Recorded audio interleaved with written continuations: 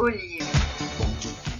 Bienvenue sur Radio Olive, la radio des PSI1 confinés mais pas démoralisés. Dans les vidéos précédentes, nous avons appris à utiliser une paire de lunettes 3D en tant qu'analyseur. Et bien maintenant, il ne vous reste plus qu'à utiliser votre écran LCD, un boîtier de CD et puis un rouleau de scotch pour impressionner votre famille avec de magnifiques images colorées. La face extérieure d'un verre de lunettes 3D a été placée contre l'objectif du smartphone, de telle manière à ce que la lumière soit éteinte cette fois-ci lorsque le smartphone il est dans cette position-là, pour moi horizontale, verticalement, donc ça laisse passer la lumière. Et maintenant, on va venir disposer des objets, pas n'importe quel type d'objet, des objets en plastique. Et on se rend compte que placé entre un polariseur et un analyseur qui sont ici parallèles, puisque l'écran est blanc, eh bien on observe des irisations, c'est-à-dire des couleurs sur notre boîtier de compact disque. Et maintenant, on a tourné le smartphone et cette fois-ci on a éteint la lumière qui venait de l'écran et on constate que les couleurs ne sont pas les mêmes.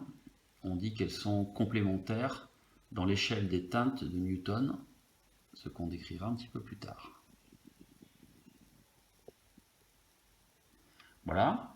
Alors on peut essayer avec d'autres types d'objets. Alors toujours un boîtier de compact disque, mais sur lequel on a collé du scotch et plusieurs couches de scotch. Et là, le matériau qui constitue le scotch possède aussi cette propriété de biréfringence, puisqu'on observe très bien des irisations colorées lorsqu'on tourne le smartphone. Voilà.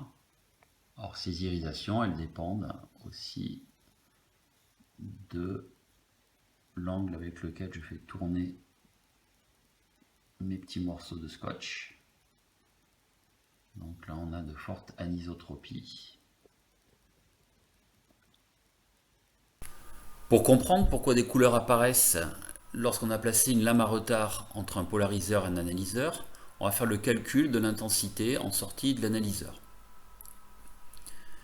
Donc on appelle Y l'axe rapide de la lame à retard, Z l'axe lent. Tout ça évidemment c'est valable sur une petite portion de l'objet que l'on a placé, puisque ces axes ils peuvent dépendre du point de cet objet. Alors le polariseur que l'on a placé au préalable, il nous polarise le champ électrique selon une direction qui fait alpha par rapport à l'axe rapide. Et l'analyseur, lui, eh bien, il est soit croisé, ce qui va être le cas ici, avec le polariseur, c'est-à-dire qu'il fait un angle pi sur 2 plus alpha avec l'axe rapide, donc un angle alpha avec l'axe lent, soit il va être parallèle. Donc dans cette première partie, il est croisé. On va donc faire le calcul de l'intensité. Pour ça, il nous faut le champ électrique en sortie de l'analyseur. Alors, le champ électrique en sortie du polariseur, eh bien, il est porté par le vecteur U qui fait l'angle alpha avec l'axe des Y. Donc, en projetant selon Y et Z, on fait apparaître un cos alpha, un sinus alpha. En sortie de la lame à retard, avec un changement d'origine des temps, eh bien, cette composante, elle est toujours de la forme E0 cos oméga t' moins K0x cos alpha. Par contre, la deuxième composante, qui est en E0 sinus alpha, et bien cette fois-ci, il faut introduire dans le cos le déphasage moins psi dû à la lame à retard. Donc en sortie du polariseur, eh bien, notre champ électrique il va être porté par la direction du vecteur U qui est ici. Donc il faut projeter la composante EY selon ce vecteur U, ce qui fait intervenir un moins sinus alpha. Et la composante selon EZ, eh bien, ça va faire intervenir un cos alpha. D'où l'expression du champ électrique. On se rend compte qu'on peut mettre en facteur sinus alpha cos alpha et qu'on fait apparaître une différence cos oméga t seconde moins psi moins cos oméga t seconde. on a procédé effectivement de nouveau à un changement d'origine des temps. Alors, une fois qu'on a fait ça, on met au carré, puisque l'intensité c'est la valeur moyenne de E carré sur mu0c. Donc on a un E0 carré sinus carré alpha cos carré alpha. Et puis on a une somme de 3 termes. Les deux premiers cosinus au carré, leur valeur moyenne, ça sera 1,5. Donc la somme, ça sera 1 en valeur moyenne. Et puis le produit des cosinus, eh bien, on va le linéariser. Ça va faire, en utilisant cos A cos B égale 1,5 de cos A plus B plus cos A moins B. Ça va nous faire un terme dont la valeur moyenne est nulle. Et puis un terme en cos psi. Donc finalement, l'intensité, elle dépend de l'angle alpha. Et puis elle dépend aussi du déphasage qui a été introduit par la lame à retard. Alors on se rend compte que dans le cas où l'analyseur et le polariseur sont croisés, eh bien on va pouvoir toujours annuler l'intensité, puisqu'il suffira que le sinus carré psi sur 2 s'annule. En revanche, l'intensité max, elle dépend de l'angle alpha. Elle est en sinus carré alpha cos carré alpha. Et ça, eh bien, sinus alpha cos alpha étant donné que c'est égal à 1,5 de sinus 2 alpha, eh bien c'est maximum pour alpha égale plus ou moins pi sur 4. Dans ce cas-là, le sinus carré pi sur 4, il fait 1,5. Le cos carré alpha, il fait 1,5. Et donc, ça nous fait finalement un Imax qui veut E0 carré sur 2 mu0c. Donc, c'est dans ce cas-là qu'on aura l'intensité maximale quand on règle le polariseur de façon à ce que sa direction de polarisation, elle fasse un angle plus ou moins pi sur 4 avec l'axe rapide de la lame à retard. Maintenant, envisageons le deuxième cas, celui où la lame à retard est placée entre un polariseur et un analyseur qui sont parallèles. Donc le calcul, il est identique jusqu'à la sortie de la lame à retard. En revanche, on va devoir projeter cette fois-ci sur le vecteur U qui fait un angle plus alpha avec l'axe rapide de la lame à retard. Donc la composante selon EY, il faut la projeter avec un cos alpha. La composante selon EZ avec un sinus alpha. Et cette fois-ci, on se rend compte que le champ électrique, il prend cette forme-là, qui est ici. On procède de même que tout à l'heure en mettant E au carré, puis en prenant la valeur moyenne. Une fois qu'on a fait ça, on a des termes en cos puissance 4 alpha, sinus puissance 4 alpha, et puis ce terme-là.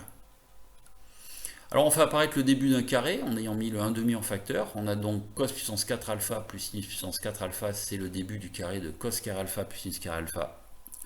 Et ça, si on finit de développer, il y aurait un double produit qui serait en 2 cos carré alpha sinus carré alpha, qui n'y était pas initialement, donc il faut le retrancher. Comme on avait un autre terme en sinus carré alpha cos carré alpha, ça fait finalement un 2 sinus carré alpha cos carré alpha, facteur de cos psi moins 1. Et cos psi moins 1, ça fait moins 2 sinus carré psi sur 2. Donc voilà la forme que prend l'intensité. Et comme tout à l'heure, on se pose la question, eh bien, qu'est-ce que vaut l'intensité maximale quand psi varie? Eh bien, elle est maximale quand, puisque ce terme-là est négatif, quand psi est égal à 0. Et donc, du coup, l'intensité maximale, elle vaut E0 carré sur 2 mu0c. Par contre, l'intensité minimale n'est plus nulle, dans tous les cas. Il existe des cas où elle n'est pas nulle, puisque l'intensité, cette fois-ci, est minimale quand le sinus carré psi sur 2, il vaut 1. Et dans ce cas-là, la formule pour Imin, c'est E0 carré sur 2 mu0c, facteur de 1 moins 4 sinus carré alpha cos carré alpha.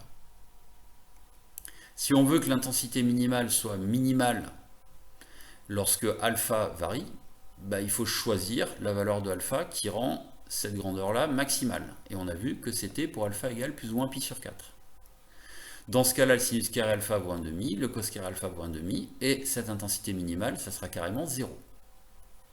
Donc on voit que si on veut avoir un contraste maximal, en tout cas la plus grande différence d'intensité entre le maximum et le minimum, qui vont apparaître sur notre lame, eh bien il faut absolument prendre alpha égale plus ou moins pi sur 4. Ce que l'on va supposer par la suite.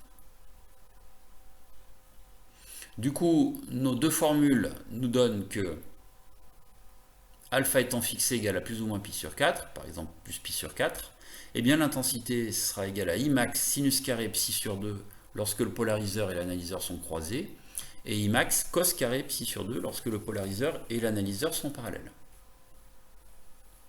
Mais l'intensité, elle dépend encore de psi, et psi, on va rappeler ce que c'est.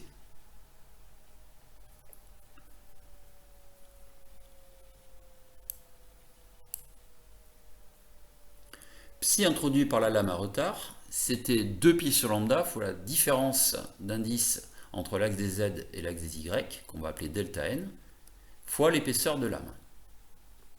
Donc, psi dépend doublement de lambda, puisqu'il y a un lambda au dénominateur, et puis delta n dépend aussi, faiblement, mais dépend un petit peu de lambda, puisque ce sont des indices de réfraction qui dépendent de la longueur d'onde.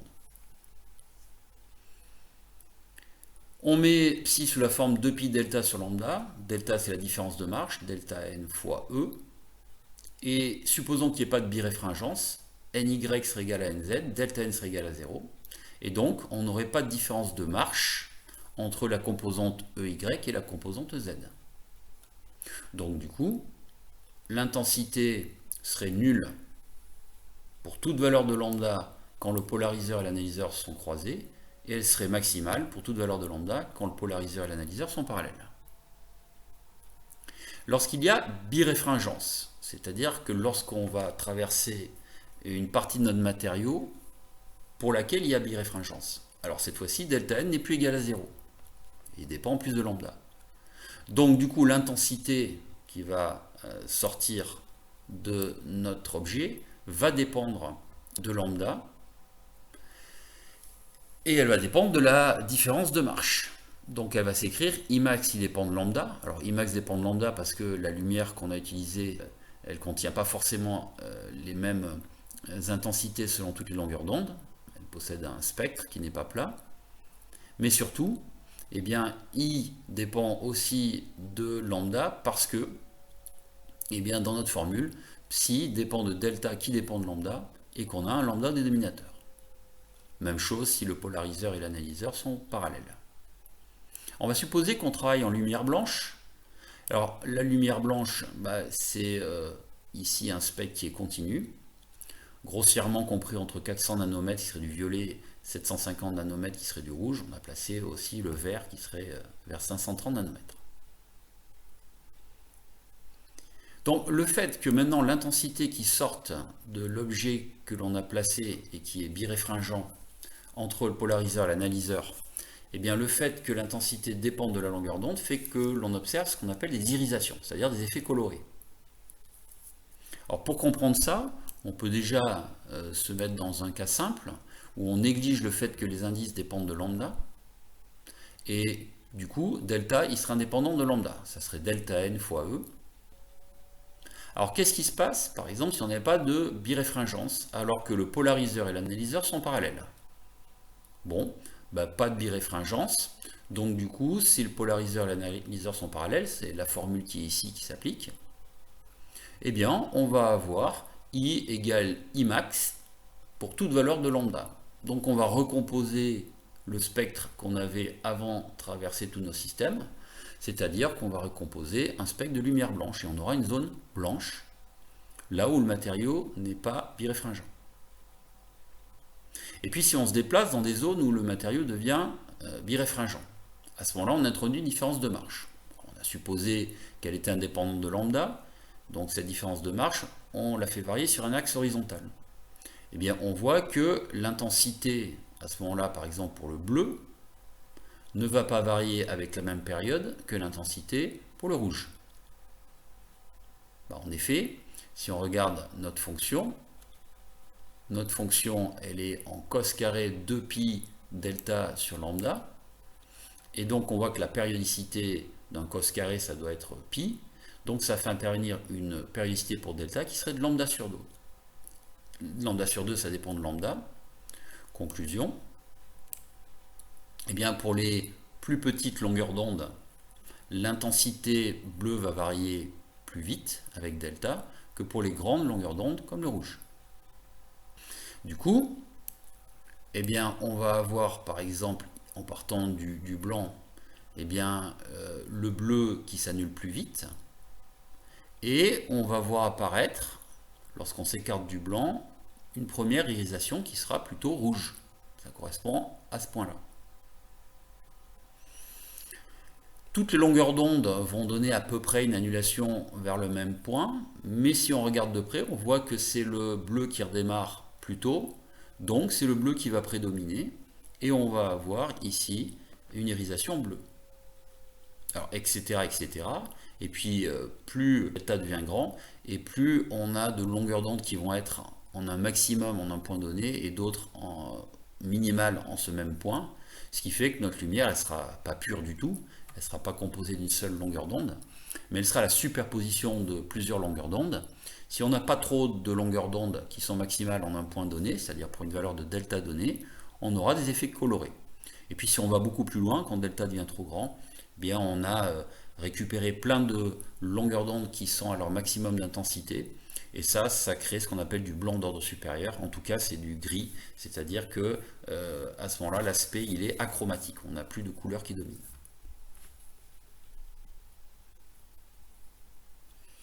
Alors là, on a commenté le cas où le polariseur et l'analyseur seraient parallèles, mais si le polariseur et l'analyseur sont croisés, eh bien la formule est en sinus carré de pi delta sur lambda. Elle nous prouve que si on a un matériau qui n'est pas biréfringent, à ce moment-là, eh bien, on n'a plus de lumière. On est dans le cas qui est ici. Donc, on aura une zone noire alors que la zone était blanche lorsque le polariseur et l'analyseur étaient parallèles et que le matériau n'était pas biréfringent. Finalement, une zone blanche est remplacée par une zone noire, comme sur cette simulation, dans le cas où delta vaut 0. Et puis quand delta augmente, eh bien, on a les irisations dont on vient de parler, et ces irisations, on les a décrites dans le cas où le polariseur et l'analyseur étaient parallèles. On voit comment elles évoluent vers du blanc d'ordre supérieur. Mais dans le cas où le polariseur et l'analyseur sont croisés, eh bien, on a ce qu'on appelle des teintes complémentaires. Alors ces teintes s'appellent les teintes de Newton.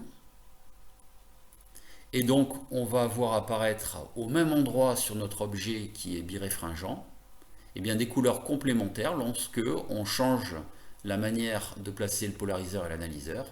Donc, lorsque le polariseur et l'analyseur sont parallèles, on obtiendra la couleur complémentaire en un point donné de la couleur que l'on obtient quand le polariseur et l'analyseur sont orthogonaux. Sur le petit film qu'on a fait, on a pu constater très bien cela.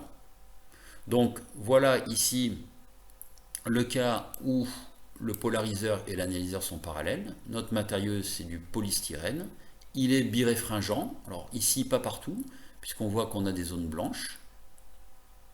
Que deviennent ces zones blanches lorsque le polariseur et l'analyseur sont orthogonaux? Ben, ça devient des zones noires, comme on l'a prévu. Et puis, si on suit par exemple cette zone-là, qui était verte, eh bien elle va céder sa place à la couleur complémentaire qui est ici. Cette couleur complémentaire, on l'a trouvée ici, et en toute logique, on va retrouver au même endroit le vert. Maintenant, si on passe un tout petit peu de temps sur l'origine de cette irréfringence pour du polystyrène, eh bien, il faut se rappeler que les matériaux plastiques sont des polymères et que les polymères, ils sont constitués de macromolécules. Lorsqu'il n'y a pas de contrainte, ces macromolécules, elles sont en boule et il n'y a pas de direction privilégiée. Mais lorsqu'on a moulé ici notre étui à CD, eh bien, qu'est-ce qui s'est passé? On a exercé des contraintes. Et ces contraintes font apparaître une orientation sélective privilégiée des molécules. Donc les macromolécules maintenant, ben, elles ont une orientation privilégiée que j'appelle ici l'axe des Z. Alors on conçoit qu'un champ électrique qui va être collinéaire à l'orientation majoritaire des molécules, eh bien, va pouvoir interagir, ne serait-ce que à cause des électrons qui se trouvent dans les liaisons covalentes, qui vont pouvoir se mettre à vibrer. Donc, notre champ électrique, il va se déplacer plus lentement que le champ électrique qui serait polarisé selon la direction orthogonale, la direction moyenne des molécules. Donc, c'est de là que vient la biréfringence. Et finalement, on se rend compte que l'on est capable de visualiser des lignes de contrainte dans notre matériau. Eh bien, c'est une manière de déterminer où sont les contraintes, où sont les zones où éventuellement il peut y avoir rupture. Et ça, c'est une science qui s'appelle la photoélasticimétrie. Pour finir sur les effets colorés, revenons dans le cas des lunettes 3D. Par exemple, pour l'expérience G1 ou P1, qui était équivalente à l'expérience P2, puisque dans tous les cas, on avait fabriqué, soit avec un écran LCD, soit avec une première paire de lunettes 3D, une polarisation rectiligne. Alors prenons l'exemple de mon écran LCD qui fournit une polarisation rectiligne verticale. Dans ce cas-là, on constate que si la paire de lunettes est horizontale, eh bien c'est une teinte bleutée qui en sort, et si elle est verticale, c'est une teinte jaunâtre. Alors bien sûr, on ne pourrait pas expliquer ces effets colorés si la lame à retard, eh bien, elle introduisait un déphasage de pi sur 2 entre la composante EY et la composante EZ du champ électrique, quelle que soit la longueur d'onde.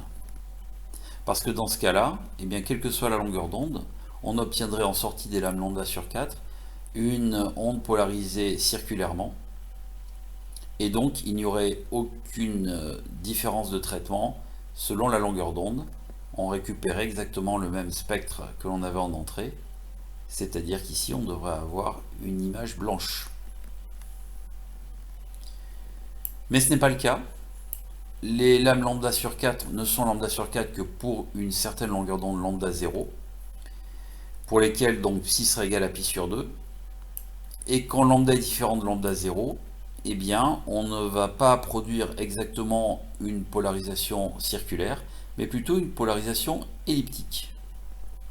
Cette ellipse, elle possède un grand axe qui est caractérisé par un angle β par rapport à l'axe rapide de la lame à retard, et un petit axe qui est caractérisé par l'angle π sur 2 plus β. Du coup, si on place un polariseur, eh bien, on se rend compte qu'on va extraire une intensité lumineuse maximale quand alpha est égal à bêta, et minimale mais non nulle quand alpha est égal à bêta plus pi sur 2. Comme bêta est différent de lambda, eh bien, on aura une différence de traitement selon les longueurs d'onde, et c'est bien ça qui permet d'expliquer les effets colorés. Alors que dans le cas d'une polarisation circulaire, quelle que soit la direction de polarisation du polariseur que l'on met derrière la lame lambda sur 4, eh bien l'intensité lumineuse est la même. Voilà, vous pouvez essayer avec d'autres objets en plastique pour voir s'ils sont biréfringents et essayer de réaliser de magnifiques images. C'est tout pour aujourd'hui. Bye bye.